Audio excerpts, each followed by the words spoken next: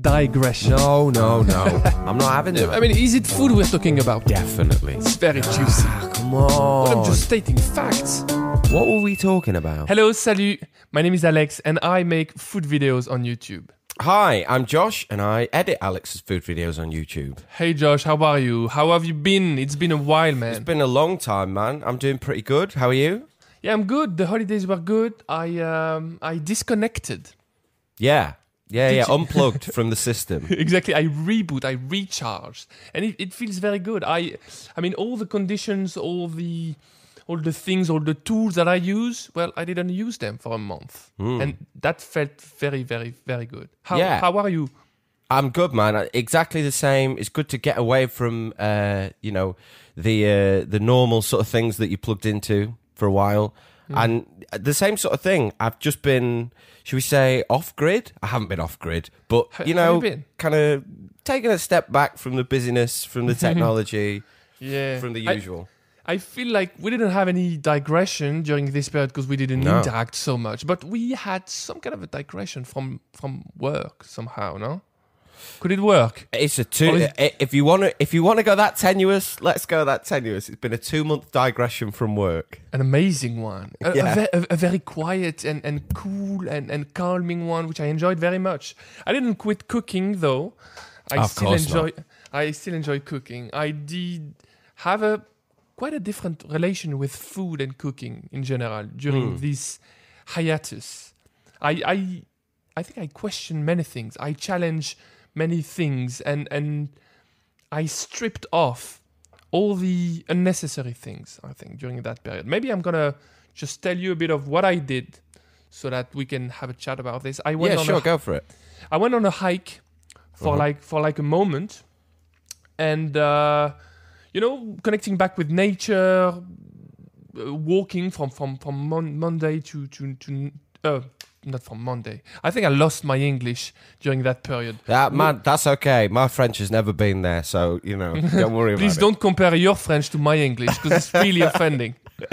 So I would just walk from a morning to night. I would just focus on other things, look at the trees, look at the trail, the ground, the soil, all the things that just heal the soul.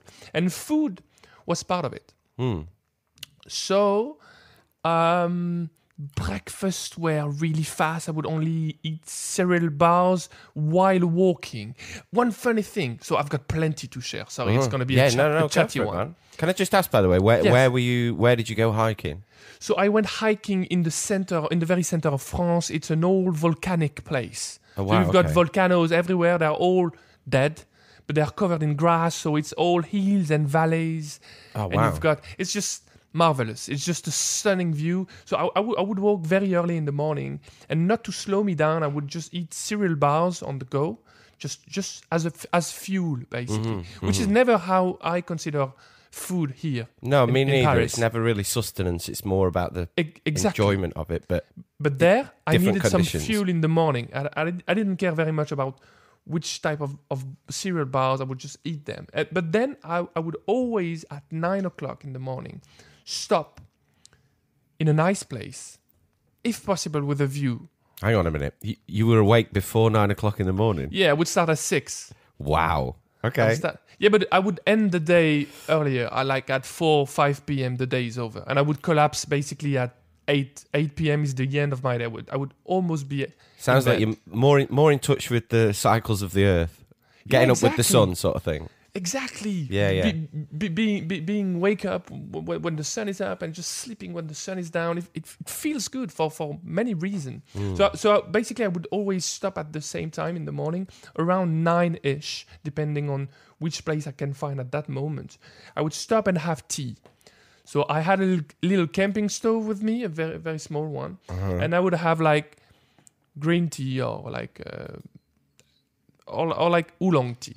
One of these. I was hesitating mentioning oolong because I thought this is going to sound snobbish. In fact, I found out that green tea is more suitable for the job because you only need to have 70 degrees Celsius water, which means that you're saving on fuel. You don't have to be boiling the water up. Yeah. Exactly. So I would always have this routine, this ritual felt so good. I felt like it's been a while since I had amazing breakfast like this one. What were you eating? Still cereal bars, the same shit. But the tea was the thing that you were sort of getting enjoyment out of. I was slurping it slowly. I was just putting my nose in this big bowl, which wasn't practical at all. I had a big stainless steel bowl in which I was preparing my tea. But I was just stuffing my nose in there and smelling the grassy, tangy... and the thickness. You sure you weren't just smelling grass? I mean, given that you're outside. I'm pretty positive about this. It smelled a little funky, but I think it was tea. It was Korean green tea. I can't remember the name exactly, but you could almost smell the sea water somehow. Yeah, you've got sea notes, grassy notes, fruity notes, and I would just enjoy that warm beverage, because like it's not the mountains per se, but it's still there's a bit of altitude, there's a bit of a height, so the weather was cold in the morning. Yeah, so it's kind of the warmth, giving you a bit of life from the. Yeah. I guess you put in that scenario, not in the studio, but actually sort of out in a mountainous region drinking tea. To me, that almost is like, well, this is why people would have drunk it in the first place. Like, this is the sort of environment it would have come from, right? Oh, for sure. It feels like it's made for this. It was made for this. Yeah. I think it was discovered. Anyway, it's a different story. Maybe too much of a digression, but it was okay, right. Well, the name of the show makes it easy on my shoulder. I think tea was discovered by a Chinese emperor. By a Chinese emperor, where they were just boiling water for the guy in the nature, in the wild, and one tea leaf fell slowly into that boiling pot of water, and then the guy felt the water, revigorating. Oh, what would be the word? Yeah, invigorating. Invigorating, exactly. Yeah. Thank you. And that's how tea started, or at least the legend. That's the thing, isn't it? When you hear stories that are really old, all the things that used to happen back then were so poetic. Yeah, it's beautiful. It's funny, that, isn't it? I like it. I love stories. Yeah. Yeah. So basically, that was my morning breakfast. So simple food, but like soul healing and soul awakening tea. So let me ask you a question. How does that differ to when you're enjoying a little tea ritual in the studio, let's say? I don't enjoy tea in the studio no more. No? These days. Yeah, no, because I've been doing the same thing. I've been drinking the same tea here. And maybe too much comfort kills it. I've got like, I don't know, like 10 different teas here waiting to be... No, maybe not 10, but I've got at least 4 different teas waiting to be drunk at the exact precise temperature of my temperature-controlled electric kettle. Everything is on hand. But you know what you don't have? A mountain. There's no mountain to look at, is there? Exactly. I mean, I've got a pretty cool wallpaper on my laptop, but I don't think it qualifies. Fair enough. Yeah, tell me about your mornings during holiday. What about your breakfast, your routine in the morning? Did you have any? Where did you go in the first place? Well, I've done a lot of different things, but I think the standout thing is probably similar to yours. In that I went camping. We weren't hiking. We were just sort of in the same spot. But I went camping down in Devon, which is like, I guess, a fairly rural bit of the UK. And we really, I mean, I want to say we roughed it. I'll let you decide whether you feel it's that way, but it was, as in, it wasn't on a campsite. It was a bit of land that a friend of mine sort of owns, but there was like, as in, it was full on washing in a river, compost toilet, sleeping in a tent, no electricity, no water supply, nothing. Do you know what I mean? We had to bring everything that we needed or whatever. So cooking in the morning, we didn't even have like a gas stove or anything. Okay. It consisted of having to get the embers from the fire the night before. Wow. The embers, trying to get them reinvigorated with a little bit of kindling, get the fire going again. Oh, nice. And then having to boil water in the morning on a little pot over the fire. And we did sort of so I was there for 4 days. It was just me and my friend, and the whole thing was focused around food and the fire, essentially. Like thinking, okay, we've got the fire going. Let's have a little cup of coffee and make some breakfast, and then go collect some firewood, make a bit of lunch. Yeah, hold on a second. Let's go back to breakfast, because I want to feel that experience. What type of food would you eat? Well, let me start off by saying this. We've already done a podcast where we've talked a lot about how much of a coffee nerd or snob. I want to say you're nerd. You're not. You're nerd. Very normal. Very normal. You roast the beans. Yeah, for the listeners, Josh roasts his beans every morning. Yeah, and grinds them and goes through you're all the rigmarole. I've got so many things I want to shout at you at the moment. None of them. I mean, some of them might be pleasant. Yeah. Well, here's this might surprise you then, Alex. We were drinking. I don't want to say instant. It was that you drunk. You were drunk. No, look. You can get that. It's like hangover, maybe instant espresso powder stuff. That's what we were drinking. And look, even me, as much of a coffee snob as I am, genuinely, every morning drinking that, it's like, oh, this is bringing me back to life. I'm enjoying this cup of coffee. But maybe not because of the quality of the coffee, but because I'd had to get a fire going. Like, I had to get an actual fire going to boil the water to make the coffee. And when you've gone to that much effort, I'm like, oh, man, this is... Even if I roasted the beans, I'm not sure it would be better than this cup of instant. What about the smell? Would you smell like the damp atmosphere? Well, that'd be the thing. So you get up in the morning and there'd be the dampness on the grass, the sort of dew that would be across the grass. It was a little bit misty some mornings, a little bit cold. But then even better. You get the fire going just as sort of the sun's coming up a bit more. Warm you up, your old bones. Exactly, yeah. Creaking old bones, sort of warming them up around the fire. So as you sort of drinking the coffee, you've got the sort of the waft of the smoke from the fire and the sound of the river as well. This was the other thing. There was like a river next to where we were. What is this setup anyway? It's just like it feels like I'm in an old fairy tale. Oh, right, okay. I mean, it kind of. Do you know what? The closest thing I can think to it was like it felt like it was a cowboy thing, as in like you'd get up, all right, go and have a little wash in the river. Wash your little mug out, make some rubbish coffee. You spit on the side. Ping! Yeah, exactly. Nice one. Polish my gun. I mean, I'm probably going to roast you about instant coffee, yes. Yeah, there's no roasting involved, mate. Yeah, I might roast you. Okay, but I do understand this situation so much. I do understand the feeling so much.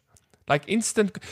One thing I would love to ask, is it going to affect the way you make coffee now in your place with all your fancy equipment? Because you basically found out somehow that you could enjoy a cup of... Alex, I get... Hang on. Same goes. I don't have a mountain, you don't have a campfire. Okay, but there are... So, for example, I think I have noticed since I've got back from that trip, it's less about the actual... I think this is the thing. Instead of it being so much around the ceremony, which of like making the thing, which I'm still doing, but this is the thing I think I've realised.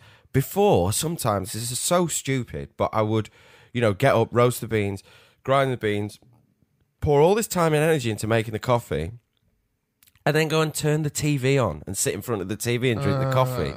It's like, why have you done all that if you're not even going to enjoy the thing? I guess since I've come back from camping, what I've been doing more is just taking a chair, putting it in the garden, and just sitting in the garden and drinking my coffee and just sort of, looking at nature or trying to savor the moment a bit more. How do you think that coffee would taste? If you had instant coffee right now in your place, do you think it would taste really bad? I think it tastes a hell of a lot worse than what I'm actually drinking at the minute.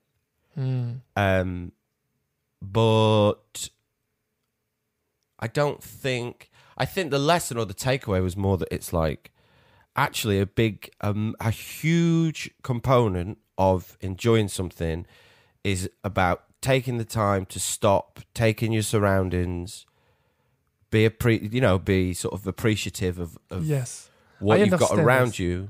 It's almost like a part of the enjoyment of the thing, whatever it is, beverage or food, is the environment, is the location. For sure. You mentioned a few things and I mentioned a few similar things as well. You mentioned the smell, the atmosphere, the waft coming from, the smell coming from the embers and the charcoal and the fire and the sound, probably of the fire, but also the sound of the river. And then I'm sure the smell of that coffee, even though it's instant coffee, must have like that roasted smell. These are memories, right? Like casted in your mind at the moment. I've got like super clear memories of the cold air, the wind, constantly pushing my face, and that thickness and almost sweetness of the tea that I was drinking. And I know we mentioned this together before, but because we have strong memories about this experience, it means that we clearly lived them. We have actually experienced them. We have been present when we were experiencing them. And I'm thinking, this is something that I miss in my studio for sure. I'm never present when I know I wanted to stay away from the meditation vibe of all this experiment or situations. But it's hard because it's exactly about this. When you're present and when you're cooking or when you're enjoying food is so much more enjoyable. I think there's an element of like, the experience is so much quieter, I think is the way that I would put it, because if I think about the context of like, if I'm going into Leeds or any city that you're in, and it's like the usual context under which that you drink a coffee, it's like, I got to get up, I got to get on the train, get into the city, all the hustle and everything. It's like, I grab a coffee quickly because I'm tired and I need it to wake me up, and I knock a coffee back and then I'm off, going down to the office or whatever. In that experience, it's very noisy and busy and hustle and bustle, and there's no like time to stop or rest I guess the whole point of us taking a break is to experience that thing of going, yeah, it might take me, 30 minutes to get this fire going just to drink an instant coffee. But the difference is, I'm actually open. Just picturing you having instant coffee. I would love if you could send me a picture of you with that instant coffee packet on the side. I would just frame that on my wall. I'll see if I've got one for you somewhere. Okay, cool. But no, it's cool. As in, like, you're taking the time to notice everything that's around you.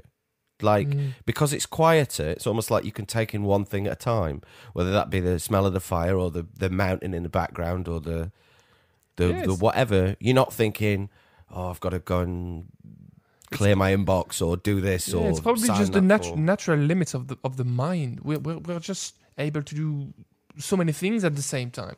One thing I wanted to talk about was the process. So I just brought tea with me, so tea leaves. I didn't have any tea bags. I didn't have a strainer.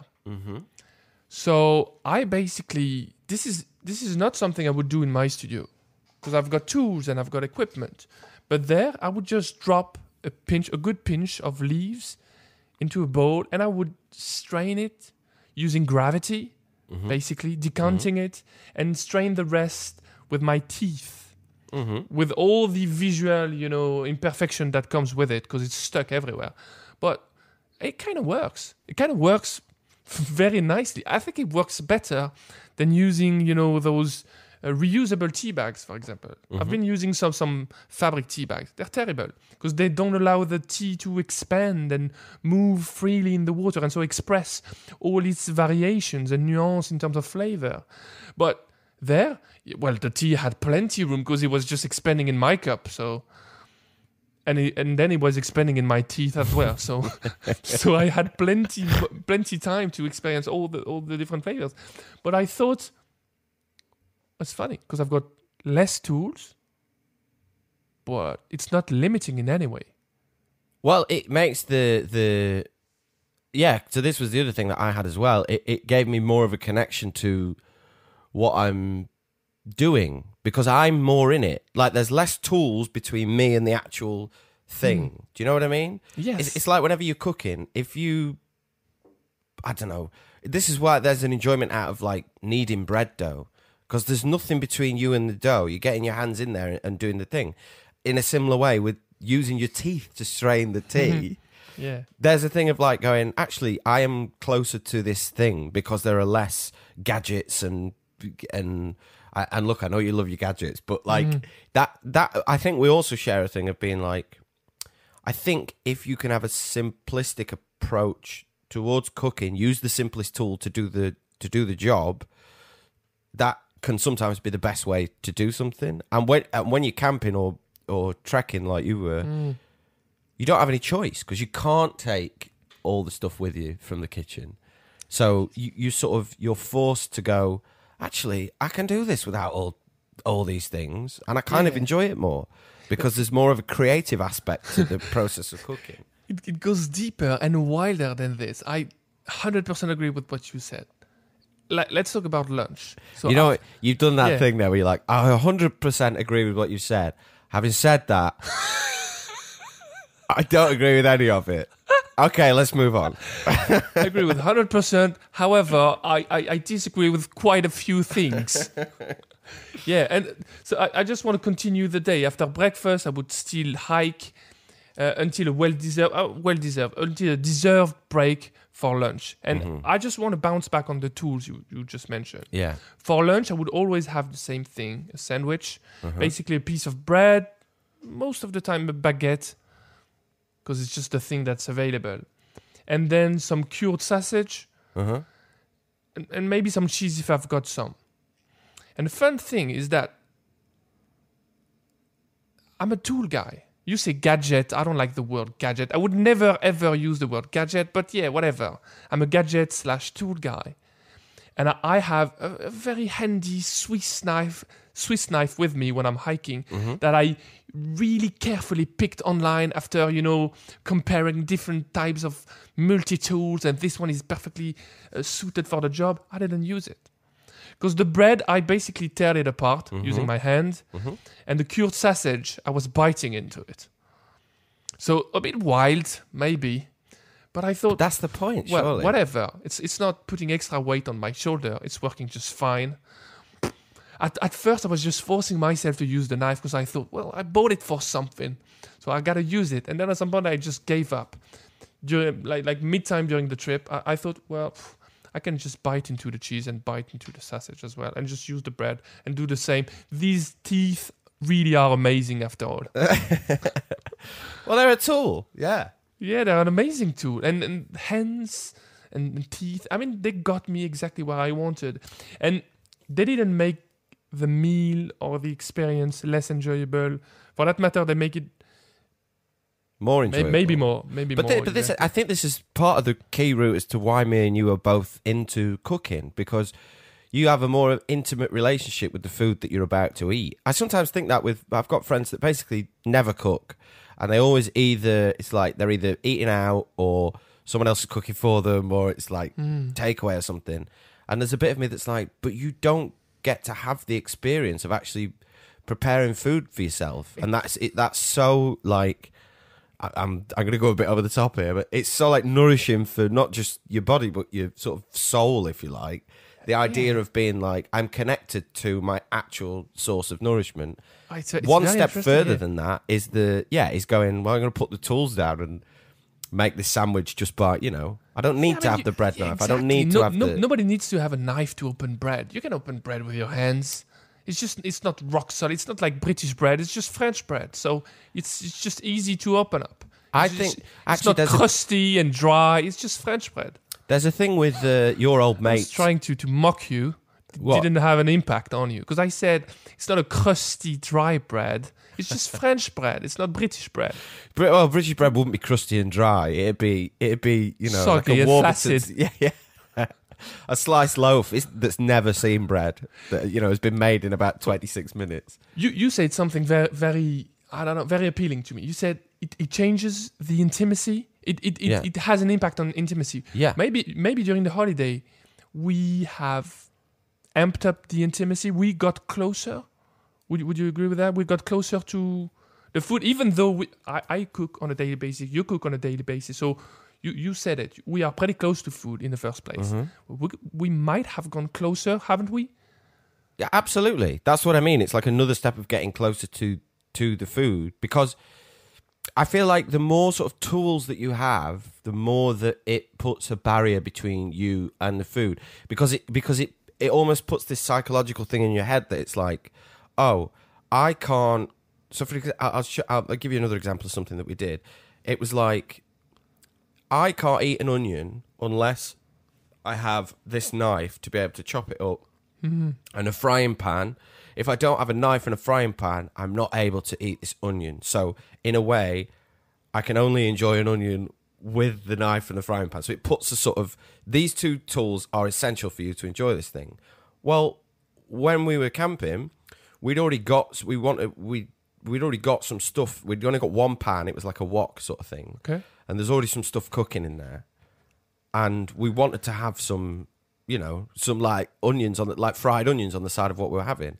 Okay. So we just threw the onion into the embers in the fire. We just put it straight into the embers in the fire.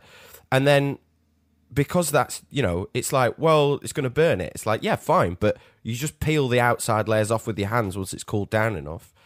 And not only is it that had like permeated the onion through with like the sort of smell of smoke from the outer layers of the thing burning. So it kind of like permeates this smoke through it, and then it steams in its own skin or whatever. But it's like, literally all I need to eat that thing is the fire and my hands. Like, we didn't. That's amazing. Do you know what I'm saying? Yeah. When you're taking away a layer of a barrier between you and the actual thing. So you get closer, and you get creative, and you realize you don't need all these. I mean, you don't always need all these. Of course, the job will be made faster and more practical if I were to use a knife for certain types of jobs. I think this is the thing. Right, hold on a second. You're a big fan of mushrooms, right? Yes. You do your big share of foraging and all that stuff. Yeah. I was once cooking with Jamie Oliver, as you do, and instead of just cutting mushrooms, he just tear them apart in the pan. And I said, well, that's funny. There's nothing very funny about that movement. It seems very natural. And he said, well, I like having big and small bites because they're going to cook at different times. Yeah, and they're going to have different texture. And I thought, this is just so amazing. He's using his hands. Do you know what? In something that is very casual. Cutting techniques, most of the time, have one purpose. Yeah. Have all the pieces the exact same size. Yeah. And by using his hands, so very casually, while he was talking about whatever he was talking, he just had amazing texture, and it was faster, and it was probably funnier, because when you squish mushrooms within your hands, it's funny because it's soft and springy, and you can tear things, and you can see that some are stringy, some have like texture inside of them, which you can never feel with a knife. No, exactly. Yeah, and that's what and again, that same thing of having, you are more connected to the food because you're literally using one of your senses to sort of understand the ingredient more, like how it feels. Like, most people could probably go, oh, a mushroom smells like this, or looks like this, but most people wouldn't describe a mushroom by how it feels. But I think actually that is a key sort of important point of really understanding an ingredient, or at least, getting an enjoyment out of it. Jamie Oliver, actually, he's really good at this thing, as in, and I think it annoys some people about him, but he's always like, just like, if he has like a bulb of garlic, for example, he's like, just smash it with your hands. Just smash it with your hands like that. Pull the bulb out. Just give it a crush. It's not that easy, because wang this thing in the pan. Have you seen the hands of this guy? He has like massive. He only has thumbs, basically. So of course he can smash a garlic head with his hands. But I might like, bruise mine. You know what I mean? Like he'll do things like. I know. I've seen him before, like with an avocado. He was like, don't bother faffing around. Just squeeze the whole thing through your, between your fingers. He's a giant. He's an old fellow. He's like a. Yeah, so I get. He's got shovels for hands, but what I'm trying to say is, I think what he's getting at is the thing of like have more connection with the food, like get in there a bit more. Yeah, I think that's the underlying point to it, is that to be more connected to the food, you've got to put down the tools and use your hands a bit, or your teeth if you're straining tea. Yeah, if you're a lunatic Frenchman in the mountains. Yeah, I enjoy this so much, man. I to be honest, I wouldn't dare trying this in my studio because I don't think it would have the same effect on me. But at least I got something like it's gonna affect the way I do tea here. I think I'm gonna try and have tea more often outside of my studio in the morning, if possible. I think this might be the takeaway thing that I've got. Obviously, for me, I'm not going to start a fire in a barrel every morning. Just to be able to have my coffee. I mean, I might do it on the weekends. But, on the weekends. Just that thing of actually, when you're consuming the thing, I think the takeaway thing that I'm going to have is to try and just take a minute and appreciate maybe where the thing has come from in order for me to be able to enjoy it. But just have a quiet moment. I think that's the thing. And it doesn't have to be every single meal, but especially in the mornings maybe. Like, just to sit outside, have my coffee, quietly contemplate. Under the rain, in a very cold weather. Why not? While Alex is trying to phone you on WhatsApp or whatever. Josh, pick up the phone. I'm not picking up the phone. You got some work to do. I'm drinking my coffee in the rain. Your instant one then. Because you got hooked to it, probably. Well, maybe that's the thing. Maybe that's the takeaway. I should stop being so worried about the quality of the coffee. I'm more worried about the quality of the time that I'm spending drinking it. Do you think you could have roasted the beans over the fire? It's just a personal question. Yeah, if we'd needed to. Yeah, absolutely. That was, in the wok, maybe? Well, that's what we would have had to do. I knew it. The instant coffee. You try to get me with the instant coffee. Like, Alex, I've changed. I can have instant coffee in the morning. I'm not that fancy no more. And then you secretly thought about roasting the beans inside the wok for probably a minute and 34.5 seconds. Just for posterity, let me add this in. I've been telling someone else about this. I was like, oh yeah, we went camping. And I was showing him some photos. I was like, yeah, it was like wild camping, we totally roughed it. And they're looking through my photos and they're like, what's this? I was like, what? This Neapolitan pizza. I was like, oh yeah, I mean, I took the pizza oven with me as well. so casually, because you have to. It's not because we go camping that we just go back to being wild animals. We gotta behave as humans. Man, this is very good. This is just waking me up. I want to have some tea outside. I might just go for a walk after this chat. I'm definitely going to be biking. But the problem is I'm going to be biking, in the polluted air of Paris. But I'll try to enjoy this. Man, it was good. It was good talking with you. Good to catch up with you, man. Yeah, take care, man. Be safe, too. Okay? Speak again soon. Bye-bye. Bye.